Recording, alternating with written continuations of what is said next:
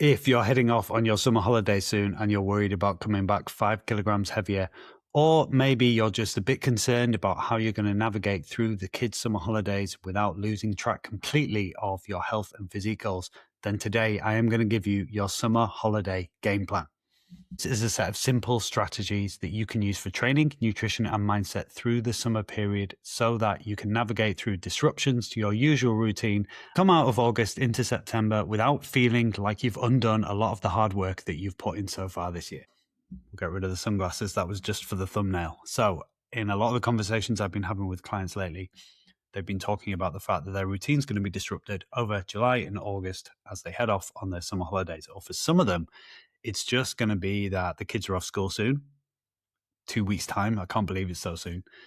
And that's going to mean disruptions to their usual routine with work, maybe with the gym, certainly with their nutrition.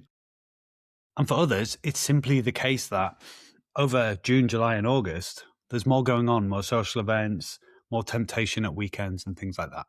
So what I thought I would do is give you my best advice and the strategies that I use and many of my clients have used successfully over the last few years to navigate the summer period, stay on track as best you possibly can, and ultimately head into the rest of the year from September when things tend to return to normal a little bit more, routines tend to stabilize, feeling pleased with what you've accomplished, not feeling like you've gone backwards or you've undone a lot of the hard work that you've put in the first part of the year. Because it's really common at this point of the year that the disruption in routine leads to drift. And that drift can be really detrimental to the progress that you want to make and have made so far. Because 1 or 2 weeks on holiday, or even 6 weeks of a different routine with the kids, does not have to mean that the whole summer is a blowout, that you eat and drink whatever you want, that you don't go to the gym, and then you head into September feeling really pissed off that you've put on 5 kilograms or 10 kilograms, or it's really difficult to get started again because your routine has been so fragmented and disrupted. It does not have to be this way. And this is not necessarily about accelerating your progress with your physique goals or maintaining the same level of progress that has taken you to where you are now. It's simply about setting realistic expectations, having a clear plan of what's coming up, and then being proactive in thinking about the things that are going to allow you to feel aligned and in control through that. It's about getting the balance right. Enjoyment of the summer, rest, recovery, maybe a bit of letting go of some of the overhead and the admin that has been required to help you achieve what you want to so far this year, so that you come back feeling focused, renewed, motivated, ready for the rest of the year. But also about maintaining a semblance of control and discipline and presence and mindfulness with the things that you know are important to you and make you feel good. These same strategies that I'm going to talk about also work at weekends. If you're someone who feels like it's really easy through the week, Monday to Thursday, but then Friday, Saturday, Sunday, it's difficult for you to stay on track because you're out a lot with the kids, you go out drinking with friends or whatever, these same strategies will work. They will also work through the summer holidays. Some of what I'm going to talk about uses the example of an all-inclusive or being at a hotel or being abroad. You're an intelligent guy. You know that you could apply that same system to being in the UK, being off with the kids during the holidays, etc. So first, I'm going to start with the most underrated move, and it's mindfulness and intentionality. Between thought or feeling and your response to it, the action, there is a space. And in that space, there is a choice. The more work you do to expand that space, the more likely you are going to be to make aligned choices and feel pleased with the intentionality behind what you are doing. Because there is nothing to regret if it's a choice. If you have the thought, I would like a dessert, or I might have a cocktail, and then you ask yourself, do I really actually want that thing? And you decide yes, that's an aligned decision. But if you go through that thought process and you decide, actually, I've already had a few drinks, I'm just drinking now because it's the default, I could probably have a soft drink instead, that might be the choice you want to make, and that is also an aligned choice. So this is not always about doing the healthy or the calorie deficit or the optimal choice. It's about making an intentional decision with what you are doing. And we could all do with a bit more awareness and alignment through the summer. I know I've gone through summer holidays and then come out of it feeling bloated, fatigued, annoyed that I drank so much, annoyed that I ate so much beyond the point of enjoyment. And we've all had that experience. So the best way to create that space and that awareness is a metacognitive practice like daily meditation.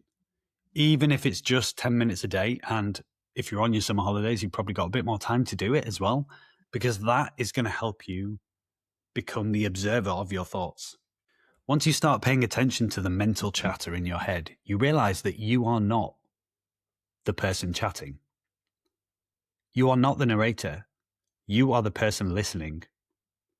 And it's worth thinking about how many of those thoughts that we have, the mental chatter that never stops, how much of it is actually useful.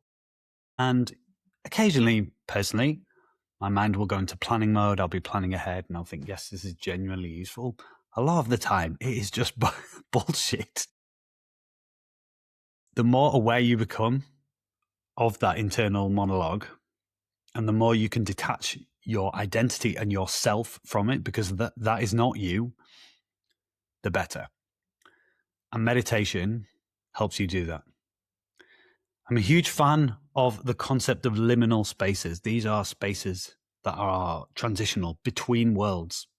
There are times where our usual routines or responsibilities do not apply. So, for example, when you're on a flight going to or from a location, the same applies to a car journey or a train journey. Or it's the morning and you're sat on the balcony of your hotel or your apartment having a coffee, watching the sun come up. These are the perfect time to engage in a bit of personal reflection or journaling, because the usual rules don't apply and your brain is free of all of the constraints that are usually applied to it in the context of a busy life where every day you're thinking about work stuff, home stuff, life admin, the gym, health, etc., etc. In those liminal spaces, your brain is free of all of that. Cognitively, you should experience that you have more headspace. Now, some people use that time to numb their senses by defaulting to just drinking as much as they possibly can. But how about taking the approach of using that as an opportunity? The space, the time gives you the opportunity to reflect on what you've achieved, what you want to achieve, and where you're headed. And this is a great time to think about your North Star. The North Star for me is the guiding light. It's the reasons you are working on the things you are working on, self-improvement, which could be physique, health, it could be your career, your relationships, everything. And I know for some of the guys in my community, they are really clear on their North Star. And for some of them, it's probably a bit ambiguous. And if your North Star is at the surface level, I want to lose 10 kilograms, that's not a very powerful motivator. Because why is that important to you? Ultimately, you don't want to lose 10 kilograms. The number being 10 less on the scale is not the goal. That's the means to the goal. So I would encourage you to dig into why this matters to you, because this is a powerful driver for staying focused and consistent, especially when life gets chaotic or when energy dips. So I would encourage you to think about where you want to be a year from now. Why does that matter? What's the feeling you have? What's the emotion or the sense that you have of yourself when you wake up in the morning? Not just your weight, but how that makes you feel, how your appearance makes you feel, how that benefits you in other ways, how that benefits other people in your life. And in the next podcast episode, I'm going to talk about shifts in identity that occur when someone is on a self-improvement path.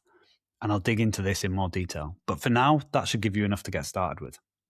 So liminal spaces, reflecting on your achievements, reflecting on what you wish should have gone better so far so you can plan for making some changes after the summer, and think about where you're headed, why, and how that will feel. Next, the concept of your Hinge habits. The Hinge habit is the habit that, when executed successfully, makes everything else fall into place, makes everything else so much easier. So for most of my clients, the Hinge habit is getting to bed at a reasonable hour, because they know, and I know, that if they're getting to bed at a reasonable hour and prioritizing a good night's sleep, that makes everything else easier. Downstream of that, they wake up feeling more rested. They wake up earlier so they can get their morning workout in. They get their workout in so they feel more inclined to stay disciplined and aligned with their nutrition they track. And all of that becomes easier. So the Hinge habit for most people is prioritizing sleep. I know for me, the biggest self-improvement challenge that I have is resisting the temptation of cheap dopamine. And that goes for social media, distraction, and yes, alcohol as well. So I know for me, the Hinge habit is delaying first contact. By that, I mean the first drink, the first time I check Instagram each day, the first time I reach for my phone each day. Because the longer I delay that, the more likely I am to have a focused and productive day. So on a day where I am prone to distraction and way less productive, which ultimately makes me a bit pissed off with how much I haven't achieved at the end of the day, I'm way more likely to have come back from the gym and then opened Instagram, started scrolling it, got distracted, probably used that as an excuse. Well, I've done that now, I might as well check WhatsApp. And that almost gives my brain permission to go on Instagram loads through the day or check WhatsApp 15 times a day, which is just unnecessary, distracting, and unproductive. I also know that if I'm going out with friends or to a social event and I immediately start drinking alcohol, I'm way more likely to drink more through the rest of the night. So the longer I delay that first contact, the better.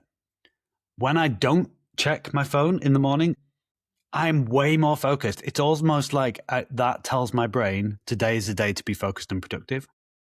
And I'll still check Instagram or WhatsApp later in the day, but after I've done 3 or 4 hours of focused, intentional work, which then makes me really pleased with what I've accomplished. And if I make my first drink non-alcoholic, that disrupts the default pattern of I'm relaxing, therefore I must drink immediately. So they're my Hinge habits, but what are yours? They might be the same for you. I think the first drink being non-alcoholic is a really good way to disrupt what might be a deeply ingrained habit of social event equals alcohol straight away. The Hinge habit for you might be sleep. It might be something else. But the point is, it's worth reflecting on those high leverage actions or habits that, if you prioritize, make everything in life so much easier, especially when you're out of routine through the summer.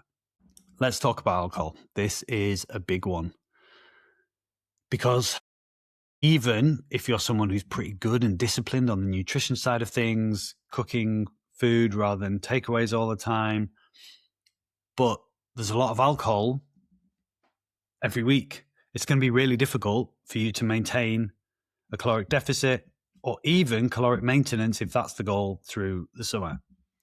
And what I don't want for you is to come back from your holiday feeling pissed off that you drank way more than you wanted to, and therefore you're demotivated and fatigued as a result. Now, this doesn't mean going teetotal. It doesn't mean not drinking. It means, again, making more intentional, mindful decisions. First, the obvious stuff. Some drinks are way, way higher in calories than others. So if you're drinking beer, a pint of Guinness or a pint of lager is higher in calories than lighter options. I love Schofferhofer, which is 2 or 3% fruit beer. The grapefruit one is absolutely legit. I found a prickly pear one once, which was incredible, but I've never found it again. It was at a bar in Manchester, and when I went to that bar again, they no longer had it. Or light beers, Coors Light, Bud Light, all of them, they're all lower in calories. So low alcohol or low calorie beers, if beer is your drink of choice, are a way better choice than 5, 6, 7 pints of Guinness. If it's spirits, definitely choose a sugar-free mixer. The lighter the spirit, the lower the calories. So vodka is lower in calories than gold rum, for example. And If you're drinking vodka or rum with sugary mixer, the calories are going to stack up. If you're drinking it with a diet mixer, at least you know that you're controlling calories to some extent. And if it's cocktails, generally the sweeter or the creamier, the higher the calories. So a Negroni is going to be lower in calories than a pina colada. And a Negroni also makes you more manly than a pina colada, although I love both. But what about an actual strategy that you can use when you're drinking? So here's something courtesy of Ross Thompson, who runs a local coaching and gym business in Durham. I've been on his podcast and I got this from him, and it's called the 5-drink rule. The concept is so simple. It is that for any night out or drinking occasion, you're allowed to drink, you permit yourself to drink, but to a maximum of 5 drinks through the day or through the night. I've been using this recently, and even just the act of tracking how many drinks I've had and have remaining has made a massive difference to the intentionality in my choices. 5 drinks is enough to get waved, right? So, we've all had that experience where you're out drinking and you have a few and you find that you're witty, sharp, funny, you're really enjoying the experience. And then before you know it, it's gone. It's gone because you've kept drinking and you've gone over that hump, and then you just head into not feeling so in control, senses numbed and all of that. The 5-drink rule allows you to maintain that level of social performance that we've all tasted, but find so fleeting when it comes to being on a night out. And this works for a few reasons. The first is that being mindful of how many drinks you've had can steer you towards making better decisions. So it forces you to ask yourself, someone offers you a drink or you finish your drink, do I actually want and need another alcoholic drink right now? Or am I just defaulting to it because that's the ingrained pattern? The second reason it works is because you'll plan ahead. So if you're out for what might be 5 hours, 6 hours, and you think, okay, I'm going to allow myself 5 drinks, and you commit to it, you'll space them out. You won't just drink 5 drinks straight away. Well, you might, but that's not going to work. And that means you're going to choose non-alcoholic options in between. There are many delicious non-alcoholic options available nowadays, whether it's non-alcoholic beer or Guinness. The Guinness is really good, or just a soft drink. You can drink soft drinks, This is going to mean less hangovers, less out of control drunkenness, and more enjoyment of your evening. And thirdly, the reason I'm using it as an opportunity rather than a constraint is because it makes me think, what do I actually want to drink? Not, shall I have another lager because that's what we're drinking? But if I want a delicious drink, a Negroni, for example, I'm more likely to go, I'd rather have one delicious Negroni than 3 crappy European lagers. So that is the strategy that I have been using so far this summer. I'm going to continue using this summer, and I would urge you to do the same if you find that you drink more than you want to. Let's get into nutrition. So here are some simple defaults you can use. This applies to being on holiday, but it would also work in any other circumstance. The first default is to always start with protein. Always prioritize filling your plate with protein sources before fats and carbs because it's healthier.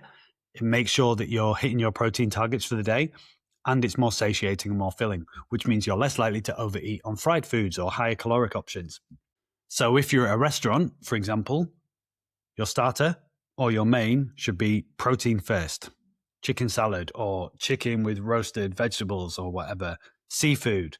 There's so many good options. If you're at an all-inclusive or a buffet, you just pile your plate with protein first and some vegetables so that there's less room for all the other high-caloric processed shit. A great strategy that I use, especially when I'm staying in a hotel or I'm on holiday at an all-inclusive or whatever, is simple defaults for my meals, breakfast and lunch. So the same breakfast and the same lunch daily. And it doesn't have to be exactly the same, but the same theme. High protein, low carb and fat. So for example, breakfast, yogurt. Go big on the yogurt. Some fruit, and a bit of cereal. You can sprinkle a few nuts on there or a little bit of dried fruit if you want to make it a bit bougie, but that makes sure you're getting protein, it's nutritious, and it's delicious. Much better that than 3 croissants and pancakes. And then for lunch, a salad with chicken or eggs or tuna or seafood or whatever. Pile up on the protein, pile up the veggies, a little bit of dressing, light on the carbs, so maybe a little bit of croutons or a slice of bread on the side or whatever. But the point is, you control the controllable to give yourself flexibility elsewhere. So by doing that, you can be sure you're getting 60 to 80 grams of protein in those 2 meals. You won't feel such an urge to snack or overeat on other things, and it gives you so much flexibility in the evenings. You can eat whatever you want in the evening. Yes, maybe you have a 3-course meal, but you're doing that on the knowledge that you've already got lots of vitamins and minerals and plenty of protein in the earlier meals in the day. A couple of other considerations. The first is intermittent fasting. So 16-8 fasting, where you fast for 16 hours of the day and then you eat within an 8-hour window. It's an option. I've done it on holidays and I've not done it on holidays.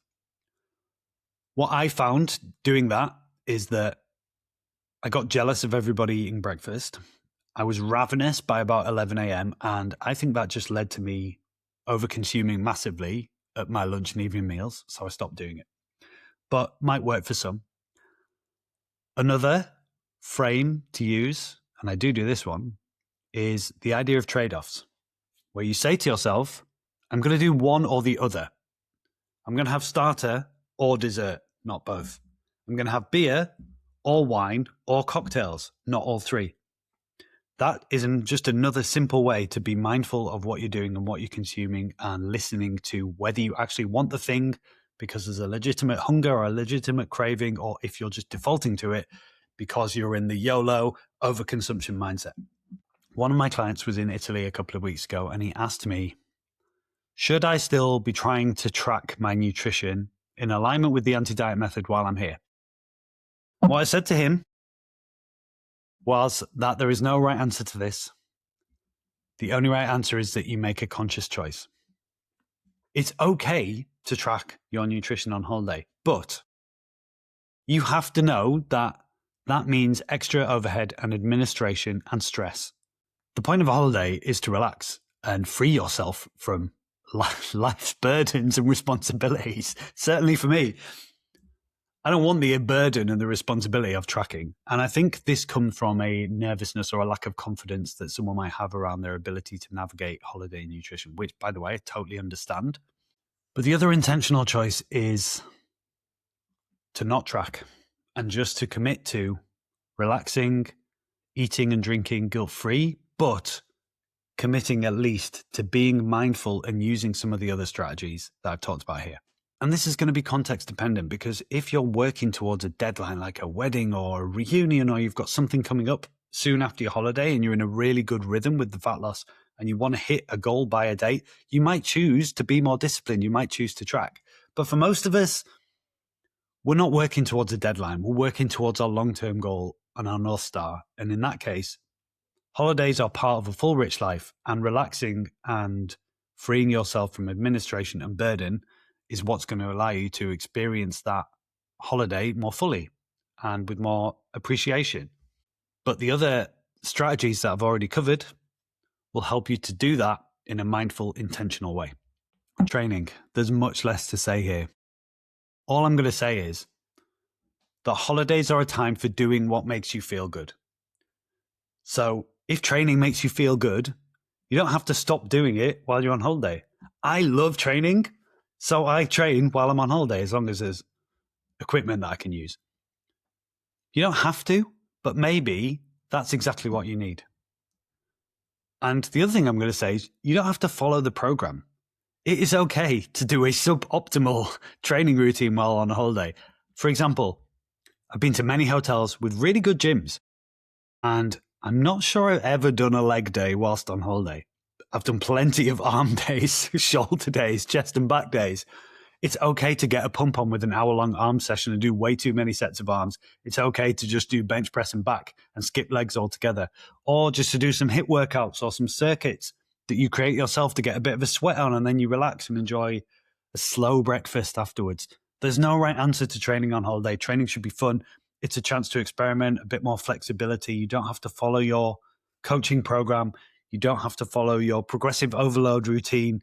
You can just do whatever you want, and that's okay, because what you do in 1 to 2 weeks is not going to impact on your long-term results. But training at all, whether it's running or cardio stuff, or whether it's getting in the gym and doing some weights, or just doing some body weight stuff, if those things make you feel good and they send a signal to your brain that you are the kind of person that trains irrespective of circumstance, then that's a good thing. Above all else, success is not dictated by what happens during your summer holiday. It's what happens before, and it's what happens afterwards. But really, you've got one of two options. When you head into autumn and into September, you can either feel pleased with what you've accomplished in imperfect circumstances over the summer period, or you can use the disruption in routine as an excuse to completely derail yourself, self-sabotage, and say, fuck everything for 2 months. You know which of those is going to make you happier and more content. And you know you don't want to do that second one. But maybe you just needed the tools to make it possible, and now you have them. So, having listened to this or watched this, don't just close it and go, yeah, cool. Summer, I'm going to do some stuff. You need to commit. You need to make an implementation intention. So tell me, what are the top 3 actions that you can take from this and that you are going to commit to for the summer? Don't just give it lip service. Don't say, I'm going to do the 5-drink rule, knowing deep down that you're not going to do it. Write down, or say to me, or say to someone for public accountability, what you are committing to. Make it real, because that implementation intention will make you much more likely to follow through and stick with it through the summer. So let me know what you're doing. Have a great summer, and I'll see you soon.